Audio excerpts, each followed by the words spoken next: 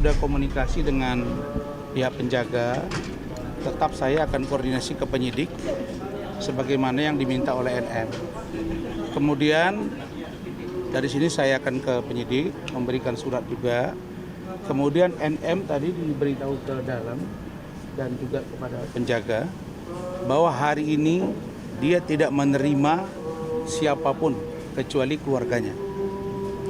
Saya tanya tadi, apakah Dokter Oki juga tidak dikasih masuk hari ini? Kan saya tanya tadi. Kata penjaganya tidak.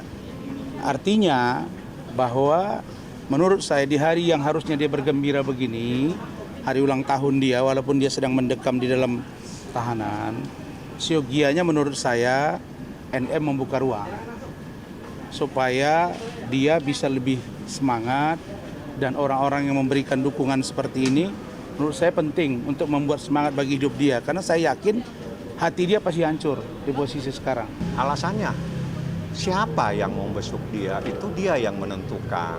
Kalau nggak ada korelasinya ya nggak mungkin diterima. Kalau ditolak ya jangan patah hati lah.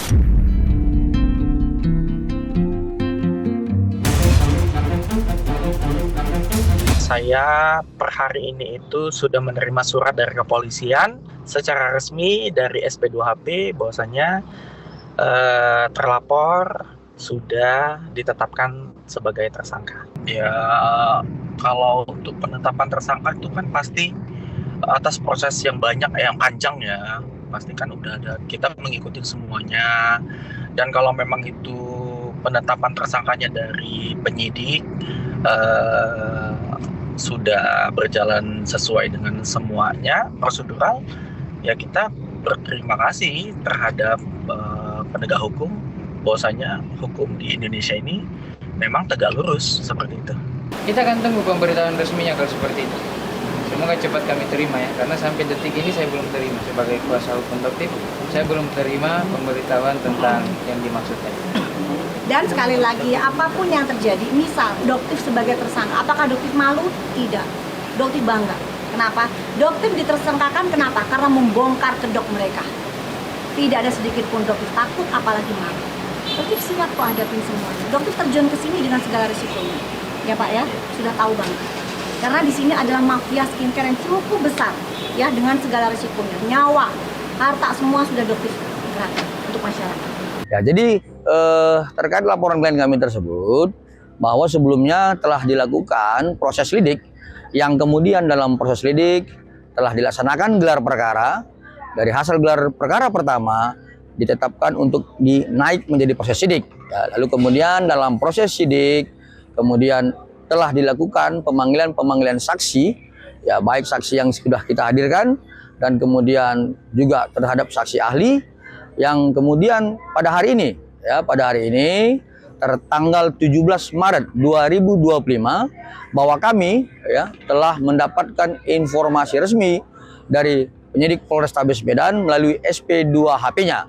Ya, dari hasil SP2HP tersebut dapat kami sampaikan pada hari ini 17 Maret 2025 bahwa penyidik telah melaksanakan gelar perkara beberapa waktu yang lalu, dan kemudian, ya, penyidik telah berpendapat dan menetapkan bahwa Doktif, ya, dengan kemudian yang sudah diketahui bahwa Doktif itu adalah dengan inisial Dr. S, telah ditetapkan sebagai tersangka. Untuk AS yang mengatakan bahwa Doktif tersangka di Medan, ya, Doktif mohon jangan ngotot banget dong lawyernya itu, kok memaksakan banget Doktif jadi tersangka. Kayaknya pengen banget Doktif masuk gitu ya. Jadi lawyer yang profesional, melihat fakta dan data, ya, bukan karena keinginan nafsu dari kliennya. Kalau memang Doktif tidak terbukti, bahkan memang kliennya ada justiper, ya, terbukti semua, bahkan bukti-buktinya sudah diserahkan ke penyidik. Kalau untuk dia dihubungin oleh pihak yang berwenang, yaitu penyidik, aku juga tidak tahu. Itu kan merekanya yang berkomunikasi, biasa kan dari surat-surat begitu ya, kalau nggak salah ya. Tapi aku nggak paham juga untuk hal sampai sana.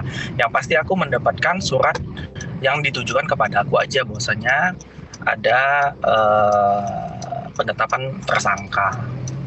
Jadi untuk Kapolda Sumatera Utara, Doktif mohon di sini Doktif sudah mendengar ya adanya kucuran, dugaan nih, kucuran ke instansi-instansi aparat penegak hukum. Di sini Doktif yang memohon untuk dikawal Pak Kapolda, karena Doktif sebagai masyarakat ya, Doktif inginnya polisi bisa dipercaya kembali oleh masyarakat. Jadi kita kawal bareng-bareng, termasuk untuk Pak Kapolda Sumatera Utara untuk ikut mengawal semua ini, karena ini sudah menjadi atensi nasional ya.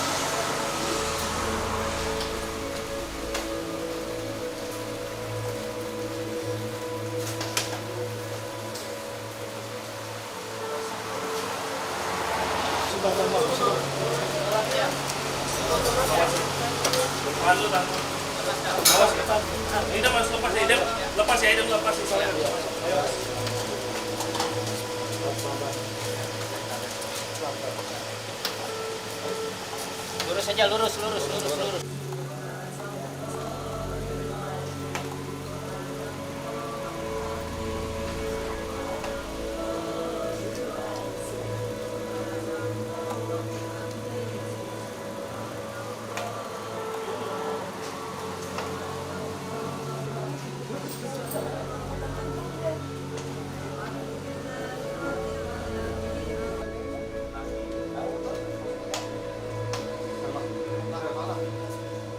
Atas seizin dari keluarga almarhum Pak Nasrullah atau yang biasa dipanggil Bang Mat Solar atau yang dikenal juga dengan Bang Juri,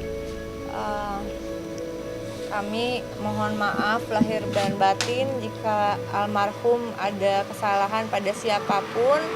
Mohon diampuni segala kesalahannya dan mohon doanya agar almarhum diterima amal ibadah dan iman Islamnya, dilapangkan kuburnya, diberikan tempat terbaik di sisi Allah Subhanahu wa Ta'ala, dan juga mohon doa untuk istrinya, anak-anaknya, dan keluarga besar yang ditinggalkan, semoga diberikan kesabaran.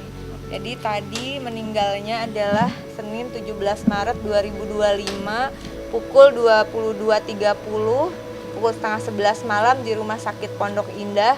Dan insya Allah besok akan setelah dimandikan dan disolatkan di masjid apa? Masjid rumah, dekat rumah masjid. Masjid ini di seberang.